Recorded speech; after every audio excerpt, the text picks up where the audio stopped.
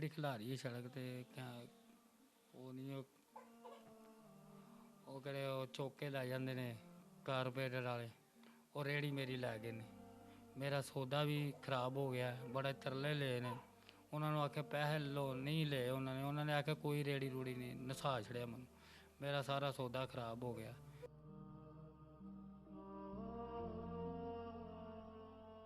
ते भाई आवा साहब मैं की कर सकना तेरे बच्चों से? मेहरबानी कारोबार लवा दो, सानू रेहड़ी लवा दो। बड़ा माड़ा वा, निक्के निक्के बच्चे ने भाजी। मैं रोजी करांगे ना कमा के लिया खवावांगा। मैं घरों एडा कु तंग हाँ, घर कोई आटा नहीं है, एडा कु तंग हाँ, परेशान हाँ भाजी। मेरा गुरदा भी कोई नहीं है, मैं भारा काम नहीं कर सकता। ये भाई आबद साहब ने इन्हों का एक गुरदा नहीं है, दिखाया जी जरा।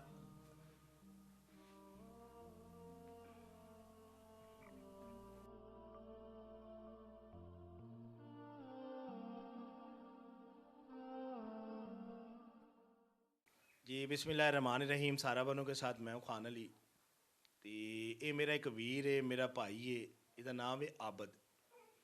तो आबद भाई नूं 3 साल पहला असां रोज़गार लगवा के दिता ही, फ्रूट का कारोबार करा के दिता।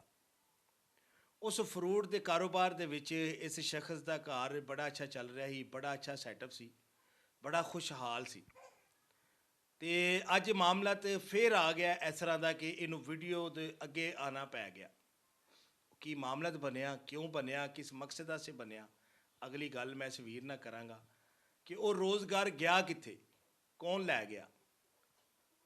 एडा खुशहाल इहदा घर सी ते रोज़गार इहदा गया कित्थे, बड़ा खूबसूरत इनू बना के दिता। वीडियो नूं लाजमन देखिया जे और वीडियो नूं देख के शेयर भी जरूर करिया जे। इस वीर दीयां गल्लां लाजमन सुनिया जे। जी अस्सलाम वालेकुम जी। वालेकुम सलाम। भाई आबद, जो मैं 3 साल पहला आया हाँ, तेनों एक बड़ा खूबसूरत रोज़गार लगा के दिता सी, ते उस रोज़गार नूं तू की कीता है? 3 साल हो गए ने कारोबार किया। हाँ जी, उत्थे रेहड़ी खिलारी है सड़क ते क्या वो नहीं वो कड़े चौके लै जाते ने कारपोरेटर वाले और रेहड़ी मेरी लै गए ने। मेरा सौदा भी खराब हो गया, बड़े तरले ले ने। उन्होंने आख्या पैसे लो, नहीं ले। उन्होंने आख्या कोई रेहड़ी रूड़ी नहीं, नसा छड़िया मैं। मेरा सारा सौदा खराब हो गया।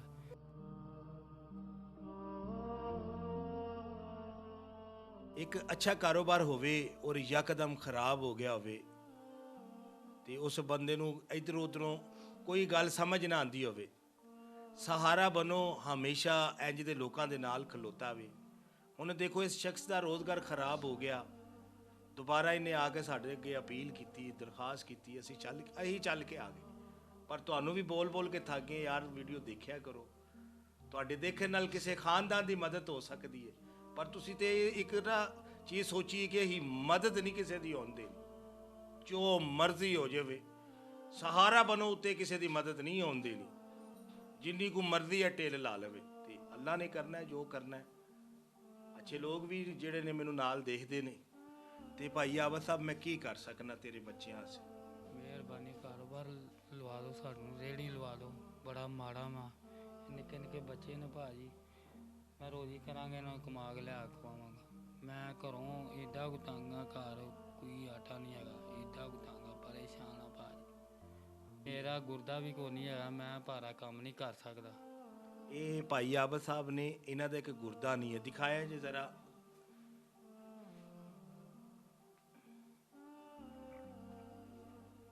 ए देखो, ए जेड़ा शख्स है ਇਹਦਾ एक गुरदा भी नहीं।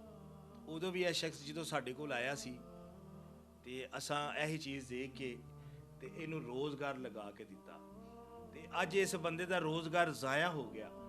ते भाई आबद देख, अगर तू 3 साल तू चलाया है, ज़ाया तो उन्हें किया है, हाँ जी, उन्होंने हूँ तो नहीं तू ज़ाया करेगा। फोन नहीं करता फोन नहीं करता, उन्होंने मेहरबानी भाई। भाई अल्लाह ताला बहुता दे तुहानू।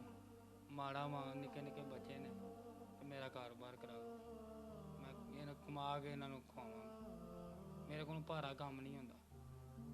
अल्लाह ताला बहुता दे तुहानू। आमीन जी आमीन। तो इस वीर की मदद जरूर करिया जे। देखने वाले जिन्ने लोग ने, तो अगर पाकिस्तान कुछ देख रहा हो तो ਉਹਨਾਂ ਅੱਗੇ ਵੀ ਅਪੀਲ ਹੈ, ਜਿਹੜਾ ਬਾਹਰ ਮੈਨੂੰ ਕੋਈ ਦੇਖ ਰਿਹਾ ਉਹਨਾਂ ਅੱਗੇ ਵੀ ਅਪੀਲ ਹੈ। ਤੇ ਡਿੱਗੇ ਬੰਦੇ ਨੂੰ ਉਠਾਉਣਾ ਚਾਹੀਦਾ ਹੈ, ਜਿਹੜਾ ਇੱਕ ਡਿੱਗ ਪਵੇ ਉਹਨੂੰ ਉਠਾ ਦਿੱਤਾ ਜਾਏ, ਬੜੀ ਵੱਡੀ ਨੇਕੀ ਹੈ।